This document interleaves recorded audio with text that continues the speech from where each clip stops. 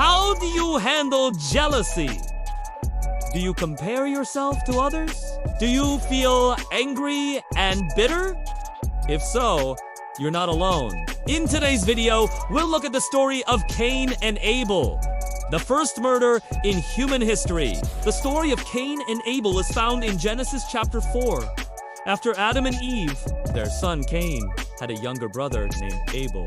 Now, notice that there are two sons here. This was unusual because normally only one son was born at a time. But this is a significant detail for the story. One day, both Cain and Abel brought offerings to God. Abel was a shepherd, so he brought the firstborn of his flock.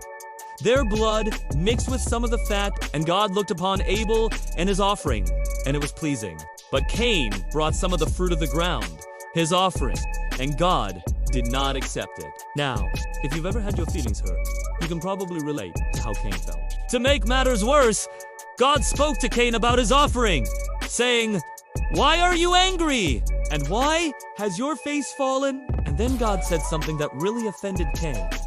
He said, "If you do right, will you not be accepted? For the righteous are always in need of only a little light." Then God said to Cain, "Why are you angry? And why has your face fallen? If you do good, will you not be accepted? And if you do not do good, sin is crouching at your door. It desires to have you, but you must rule over it." You can almost feel the steam coming out of Cain's ears. How could God talk to him like this? In fact, the text says that Cain became very angry. But what happens next is even more shocking. After a while, when Abel came out to the field, Cain invited him to come see something hilarious. Now, it's important to note that the Hebrew word translated field in Genesis chapter 4 verse 8 is the exact same word that's used for the wilderness in Genesis chapter 3, where Adam and Eve were tempted by the serpent. Was this a coincidence? I don't think so. This was no ordinary field. It was a place of temptation. And as soon as Abel entered the field, Cain attacked him and killed him. What a horrible tragedy. The first murder in human history was committed by a jealous brother. God asked Cain, "What have you done? And where is your brother's blood?" Then Cain said, "I don't know. Am I my brother's keeper?" What a callous statement. How could he ask such a thing? He just murdered his brother. And God pronounced judgment against him, saying, "What have you done? The voice of your brother's blood is crying out to me from the ground.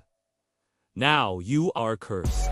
You will never again have peace from your fellows. Never will anyone give rest to you." Some people think that this is an unjust ending for Cain. Didn't he just snap?